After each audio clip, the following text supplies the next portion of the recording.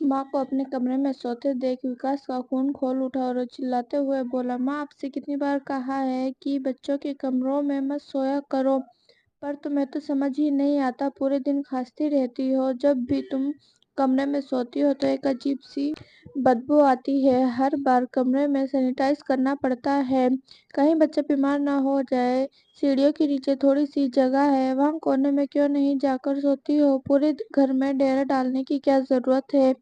ये तुम्हारा काम नहीं है। और ये क्या तुमने अपना गंदा चादर मेरे बेटे को उड़ा रखा है? अगर बीमार हो जाएगा तो दवाई तुम नहीं दिलवाओगी? अरे हमारे घर की नौकरानियां भी तुमसे ज्यादा अच्छे से रहती हैं।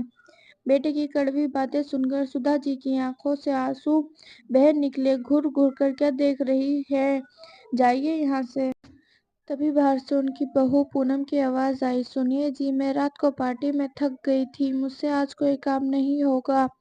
बुढ़िया से बोल देना कि घर का सारा काम संभाल लेगी। पत्नी की बात सुनकर विकास अपनी माँ से बोला, माँ आपको सुनाई नहीं दिया? आपकी बहू पार्टी से कितनी थकी हुई आई है, जाकर इसके लिए गरम तेल लेकर आइए और पूनम के पैरों में तेल लगाकर थोड़ी देर दबा दीजिए। बेटा तुम ये क्या बोल रहे हो? तुम अपनी पत्नी के प्रेम में इतने अंधे हो गए हो कि तुम्हें अपनी माँ का दर्द रत्ती भर भी एहसास नहीं होता।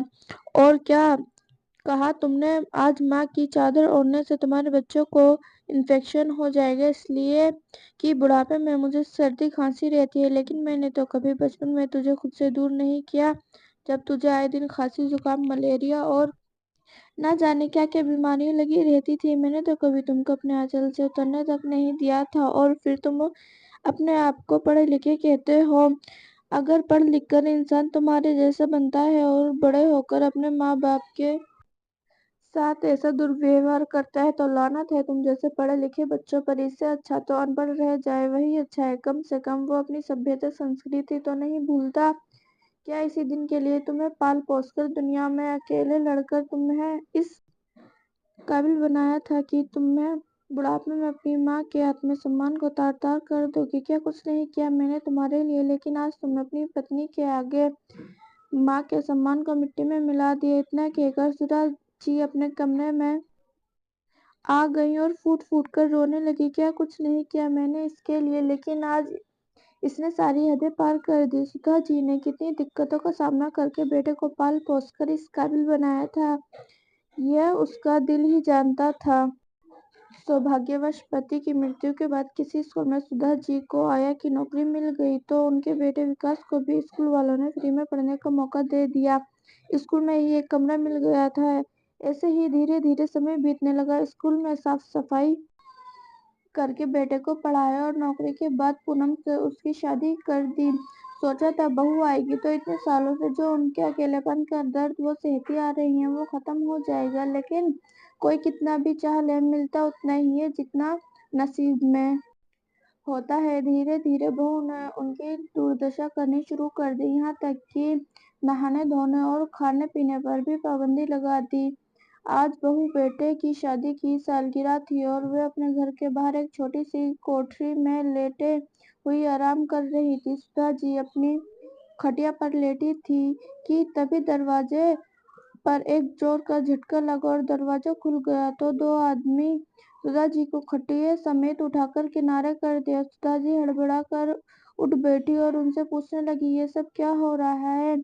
हमें इस कमरे का पंखा खोलने के लिए भेजा गया है, इसलिए तुम्हें हटाया है। अम्मा, एक आदमी ने कहा। पंखा खोलने को भेजा गया है, पर किसने भेजा है? बहू ने सुधा जी ने कहा। तब तक पूनम बहू उसे कमरे में आकर बोली, जल्दी खोलो पंखा, बाहर बरामदे में भी लगाना है। थोड़ी देर में मेहमान भी आने लगेंगे। बहू ने पंखा खुलवाकर कहा, ले जा रही हो? और फिर मैं यहाँ बिना पंखे के कैसे रहूंगी? कितनी गर्मी है। पहले मेरा कमरा छीन कर ये खटिया लगवा दी, जिससे मेरे कमर का दर्द बढ़ता ही चला जा रहा है, और ऊपर से अब ये पंखा भी ना रहेगा तो मैं कैसे सो पाऊंगी? सुधा जी ने कहा तो उनकी बहू पूनम ने झुंझलाकर बोली, ए बुढ़िया, तुझे जो ये छत और 3 पहर का खाना मिलता है ना, उसके लिए मेरा शुक्र मना। बिस्तर और पंखा चाहिए। महारानी को पता भी है कितना बिजली का बिल آتا ہے، پر تمہیں کیا پتا ہوگا دن بھر پڑے رہنا اور چرنا ہے، اس کے علاوہ اور کام بھی کیا ہے تیرے پاس؟ سدھا جی بیچاری اور کچھ کہنے کی ہمت نہیں جٹا پائی اور واپس جا کر اپنی کھٹیا پر بیٹھ کر پسینے پوچھنے لگی۔ آج گھر میں پارٹی تھی، سدھا جی کے بیٹے بہو کی شادی کی سالگرہ، جس کے لیے پورے گھر کو سجایا جا رہا تھا۔ جہاں گھر کے کونے کونے کو روشنی اور پنکھے سے سجایا جا رہا تھا، وہیں دوسری اور سدھا جی کے کمرے سے پنکھا بھی ہٹا دیا گیا تھا۔ پونم اور وکاس بھاگ بھاگ کر سارا کام دیکھ رہے تھے کہ تبھی حلوائی آ کر پونم سے بولا، میڈم اچانک سے میرا سہایک بیمار پڑ گیا تو میں نے کسی اور سے بات کی ہے، وہ ابھی آتا ہی ہوگا، پر وہ بڑا سست ہے، دھیرے دھیرے کام کرتا ہے، اس لیے رسوئی کا کام آتے ہی شروع کر دیتا ہوں، پر مجھے ایک اور سہایک کی ضرورت پڑے گی۔ تو تمہیں کس کام کے لیے سہایک چاہیے؟ پونم نے پوچھا۔ تو حلوائی بولا، سبزیاں کاٹنے، جھوٹے برتن دھونے اور جھوٹی ٹیبل پوچھنے کے ساتھ ساتھ پوریاں بیلنے کے لیے بھی مجھے ایک سہایک کی ضرورت پڑے گی۔ حلوائی نے کہا تو پونم بولی، تم چنتا مت کرو، اپنے اس آدمی کو آنے سے پہلے منع کر دو، میرے پاس ایک سہایک ہے جو تمہارا یہ سارا کام اکیلے ہی کر دے گی۔ کہہ کر پونم تھوڑی ہی دیر میں سدھا جی کو لے آئی اور بولی، یہ لو، لے آئی تمہاری سہایک کو۔ ارے میڈم، کہاں سے لے آئی آپ اس بیچاری کو؟ یہ اتنا کام کیسے کرے گی؟ کافی بزرگ ہے، اتنے بڑے بڑے پتیلے کیا یہ دھو پائے گی؟ تمہیں سوال جواب کرنے کی کوئی ضرورت نہیں، تم اپنا کام کرو اور اسے اس کا کام بتا دو۔ یہ کہہ کر پونم وہاں سے چلی گئی۔ ادھر حلوائی نے سدھا جی سے کہا، اماں جی تم یہاں بیٹھ کر یہ ساری سبزیاں کاٹ دو۔ وہاں سبزیوں کے ڈھیر پڑے تھے، جسے دیکھ کر سدھا جی ادھر ادھر دیکھنے لگی۔ تبھی حلوائی سدھا جی سے بولا، ماں جی اتنی سبزیاں کاٹ تو لوگے نا، اچھا یہ بتاؤ گھر میں اور کوئی نہیں ہے کیا جو تم اس عمر میں بھی یہ کام کرنے آئی ہو؟ مانتا ہوں کوئی کام چھوٹا یا بڑا نہیں ہوتا، پر اپنی عمر تو دیکھو، حلوائی نے کہا۔ تو سدھا جی بولی، کیا کہوں بیٹا، جب قسمت ہی خراب ہو تو عمر کو بھی ہار ماننی ہی پڑتی ہے۔ مجھے جو ابھی یہاں چھوڑ کر گئی ہے نا، وہ میری اپنی بہو ہے۔ کیا وہ تمہاری بہو ہے؟ مطلب تم اس گھر کی مالکن ہو کر نوکر کا کام کر رہی ہو؟ پر کیوں ماں جی؟ اس حلوائی نے کہا۔ تو سدھا جی مایوس ہو کر بولی، مالکن، میں ایک بڑھیا ہوں بیٹا، جس پر میرے بیٹے بہو مجھ پر احسان کر رہے ہیں تو وقت کی روٹی دیتے ہیں تو کیا ہوا، پھر اگر وہ چاہے باسی ہی کیوں نہ ہو، پہننے کو کپڑا دیتے ہیں تو کیا ہوا، وہ اگر پھٹے پرانی ہو، رہنے کو گھر دیا ہے تو کیا ہوا، پھر چاہے گھر کے سارے کام مجھے ہی کیوں نہ کرنے پڑتے ہو، اس عمر میں بچوں سے اتنا احسان مل رہا ہے تو کیا یہ کام ہے؟ آخر اسی دن کے لیے تو ماتا پتا اپنے بچوں کو بڑھاپے کی لاٹھی کہتے ہیں، پر یہ کوئی نہیں کہہ سکتا کہ وہ لاٹھی آپ کو سہارا دے گی یا آپ کے اوپر ہی پڑے گی۔ حلوائی سدھا جی کی باتوں کو دھیان سے سن رہا تھا کہ تبھی سدھا جی بولی، چلو بیٹا، اب مجھے کیا کرنا ہے یہ بتا دو۔ بھائی بوڑھی ہڈی ہے، تھوڑا دھیرے کام کرے گی، اس پر بھی اگر ہم باتیں کرنے لگے تو کام میں اور بھی دیری ہو جائے گی، جس پر تمہیں تو تھوڑی پھٹکار ہی ملے گی، پر مجھے تو کھانا ہی نہیں ملے گا۔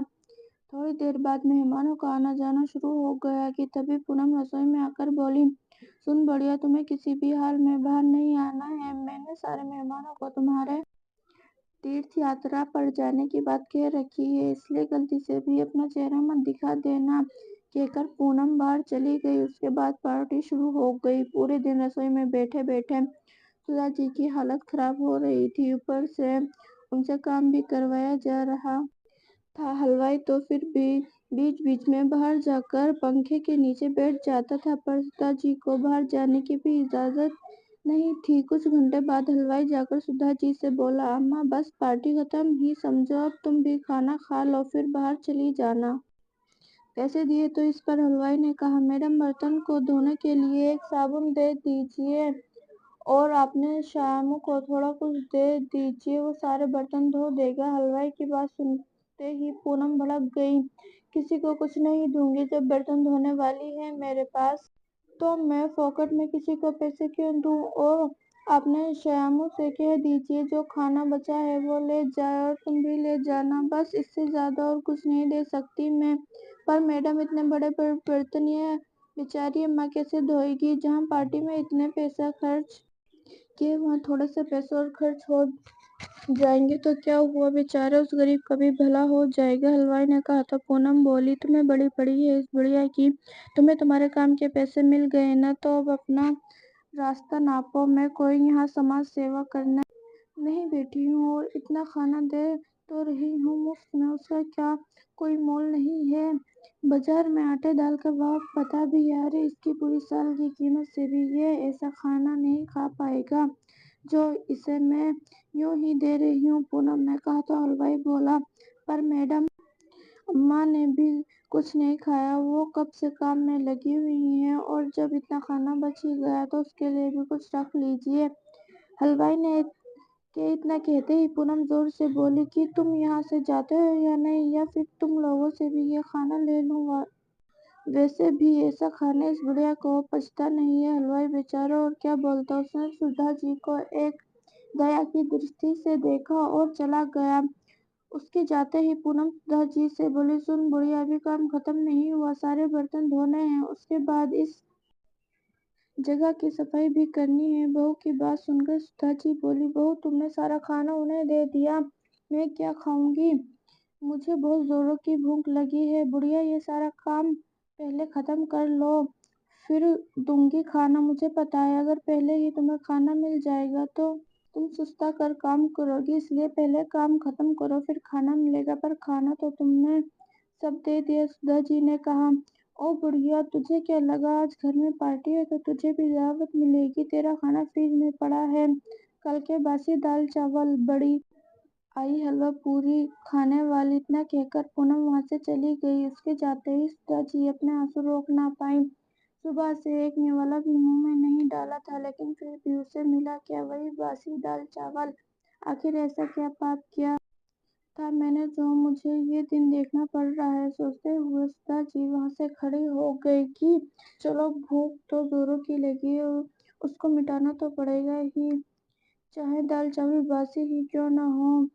من میں بڑبڑاتے ہوئے سدھا جی جھوٹے برتن کو سمیٹنے لگی، پر جب وہ ایک پتیلا لے کر اس کے ڈھکن کو ہٹانے لگی تو حیران ہو گئی کیونکہ اس میں تھوڑا کھانا بچا تھا۔ وہ سمجھ گئی کہ یہ اس حلوائی کا کام ہے، اس نے سارا کھانا لیتے ہوئے میرے لیے سارے پتیلے میں تھوڑا تھوڑا کھانا چھوڑ دیا۔ سدھا جی حلوائی کو دعا دینے لگی اور جلدی جلدی کھانا کھانے لگی۔ کھانا کھا کر سدھا جی بڑے بڑے پتیلے کو بڑی ہی محنت سے دھو رہی تھی کہ تبھی ان کا بیٹا وکاس وہاں آ کر بولا یہ دھیرے دھیرے کیا کر رہی ہو اماں، ذرا جلدی جلدی ہاتھ چلاؤ، کھاتی تو اتنا ہو سب کہاں چلا جاتا ہے۔ یہ سن کر سدھا جی بولی ہاں بیٹا کھاتی تو بہت ہوں پر کھانا نہیں، اپنی عزت اپنا مان پتا نہیں، لوگ بچوں کے لیے اتنی منت کیوں مانگتے ہیں، جو بچے بڑے ہو کر اپنے ماتا پتا کے ساتھ ایسے برتاؤ کریں، ایسے بچوں سے تو بے اولاد ہونا اچھا ہے۔ سدھا جی کی بات سن کر وکاس بولا کہ تو ایسے رہی ہو بڑھیا جیسے مجھے پیدا کر کر مجھ پر بڑا احسان کیا ہو، ارے اچھا ہوتا جو تم مجھے پیدا ہی نہیں کرتی تو شاید میں کسی رئیس کے گھر میں جنم لیتا، دیا ہی کیا ہے آج تک تم نے مجھے، خود کنگال ہو مجھے کیا دو گی، اوپر سے اتنے سالوں میں میرے سر پر بوجھ بنی ہوئی بیٹی ہو، تمہیں پالتے پالتے ہی میں چلا جاؤں گا۔ وکاس نے کہا تو سدھا جی بولی بیٹا ہمیشہ سے تو یہی سنتی آئی ہوں کہ ماتا پتا بچے کو پالتے ہیں، پر آج جانا کہ بچے بھی ماتا پتا کو پالتے ہیں، ہاں تو پال ہی تو رہا ہوں، ماتا پتا اپنے بچوں کے لیے کیا کیا نہیں کرتے، اور ایک تم لوگ ہو، ایک ٹوٹا پھوٹا گھر دیا مجھے جس کو بنانے میں میری کھٹیں کھڑی ہو گئی، اوپر سے تمہارا کھانا پینا دوائیاں کپڑوں کے خرچ، کیا کم ہے جو اتنا بول رہی ہو، کہہ کر وکاس وہاں سے چلا گیا۔ بیٹے کی باتیں سن کر سدھا جی کی آنکھیں بھر آئیں اور سوچنے لگی کہ بچے یہ کیسے بھول جاتے ہیں، ان کا جیون ہی ماتا پتا کی دین ہے، وہ اپنی پوری زندگی دے کر بھی چکا نہیں سکتے۔ خیر سدھا جی کو اب ان سب باتوں کی عادت ہو گئی تھی۔ ایک دن سدھا جی کے گھر کے آنگن میں جھاڑو لگا رہی تھی، تبھی وہاں وہی ہلوائی آیا۔ اسے دیکھ کر پونم، جو وہیں آنگن میں بیٹھے بیٹھے فون پر بات کر رہی تھی، کہنے لگی، کیا ہوا، کیا چاہیے؟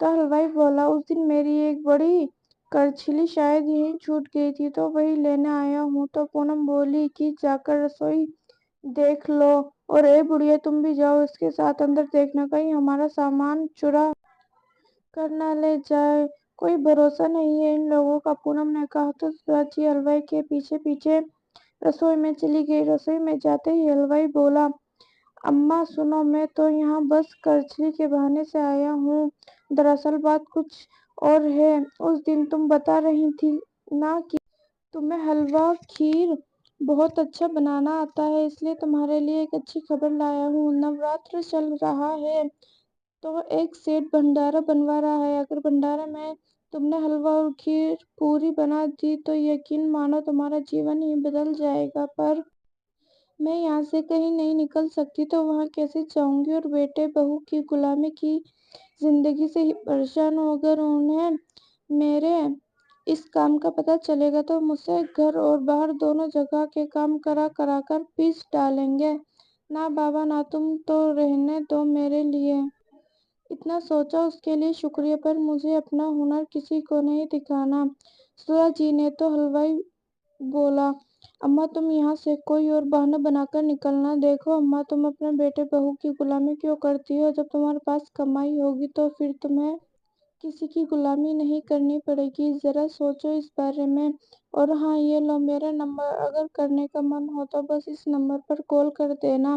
ایک بات یاد رکھنا، یہ کوئی چھوٹا موٹا سیٹ نہیں ہے۔ ہلوائی یہ کہہ کر وہاں سے چلا گیا۔ اگلے دن پونم سدھا جی سے بولی، سن بڑھیا، آج بس میرے لیے ہی کھانا بنانا، یہ آج باہر ہی کھا کر آئیں گے، تیرا تو کل کا بچا کھانا فریج میں رکھا ہی ہے۔ سدھا جی کو تو ہر روز باسی کھانا ہی ملتا ہے، پر آج پونم نے ایسا کہنے پر سدھا جی کو بہت غصہ آیا، اور وہ کھانا بنا کر مندر جانے کے بہانے ہلوائی کو فون کر کے اس کے کام کے لیے ہاں بول دیا۔ وہ اب جب بھی ہلوائی کہتا تو سدھا جی وہیں چلی جاتی۔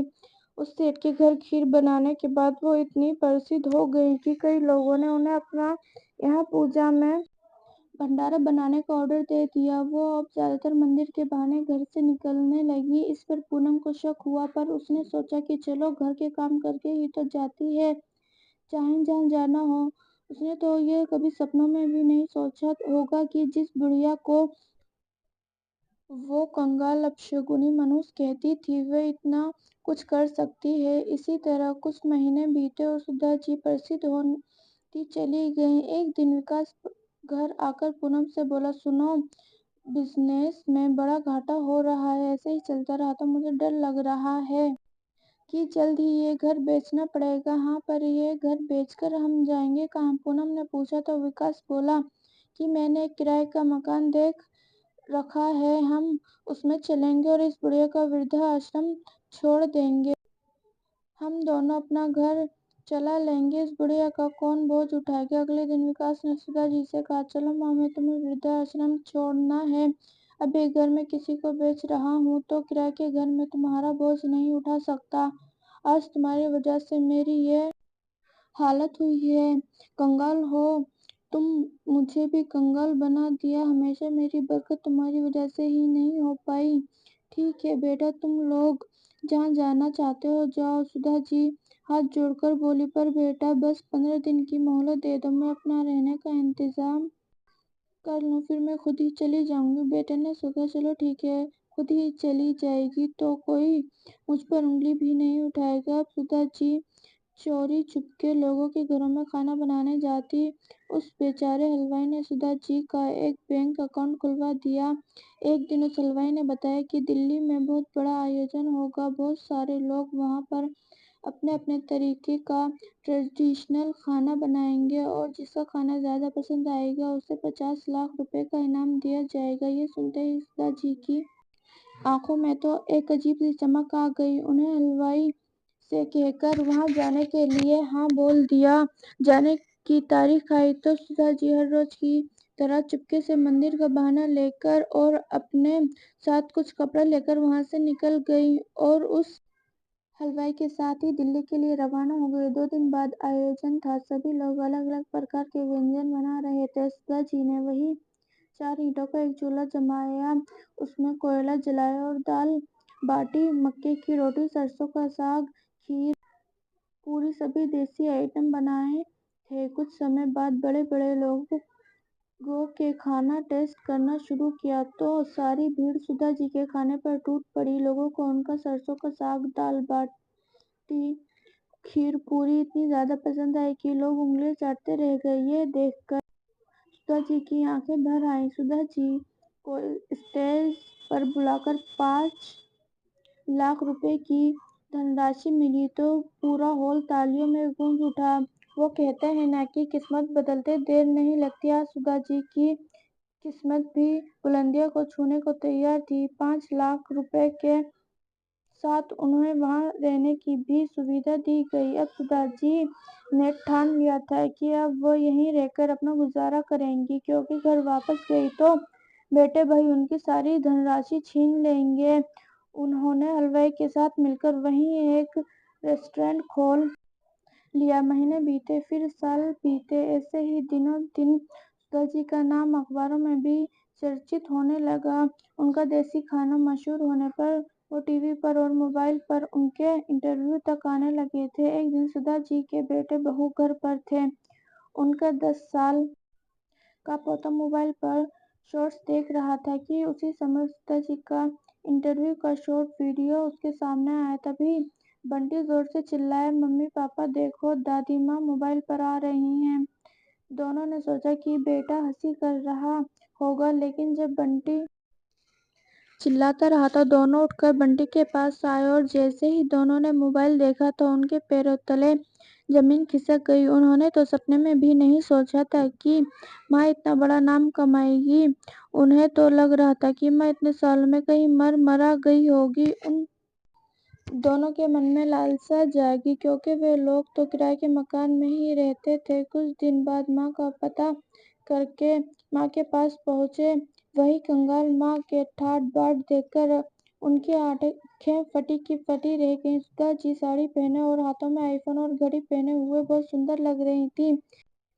जिन्हें पहले बेटे बहू ने उन्हें भिखारी की तरह रख रखा था, दोनों माँ को देखकर उनके पैरों में गिरकर गिड़गिड़ाते हुए बोले, माँ हमें माफ कर दीजिए, हमसे बहुत बड़ी गलती हो गई। हमने तो आपको यूं ही गंवार जाहिल कंगाल समझ लिया था, लेकिन अब तो कोहिनूर हीरा निकली। तो सुधा जी ने दोनों को पहचानने से इनकार कर दिया और बोली, तुम हमारे मेहमान हो और हमारे कल्चर में सिखाया जाता है कि मेहमान भगवान के समान होता है, इसलिए खाना खाकर जाना। तुम्हारी तरह भूखा नहीं मार रही हूँ। और हाँ, आज तुम्हारी कंगाल माँ तुम्हें कुछ पैसे दे रही है जो मेरे पोते की पढ़ाई के लिए हैं।